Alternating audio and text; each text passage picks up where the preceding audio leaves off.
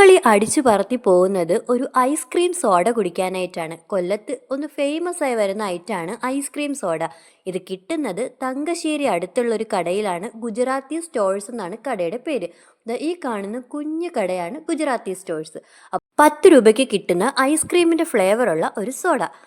പറഞ്ഞു വന്നത് ഈ കാര്യമൊന്നുമല്ല. ഒരു അപ്പൂപ്പനും അമ്മമ്മയാണ് ഈ കട ഇട്ടിരിക്കുന്നത്. അവരുടെ മക്കളാണെങ്കിൽ ഗുജറാത്തി ഫാൻസി സ്റ്റോർ ഇതിൻ്റെ കുറച്ച് മുന്നിലായിട്ട് ഇട്ടിട്ടുണ്ട്.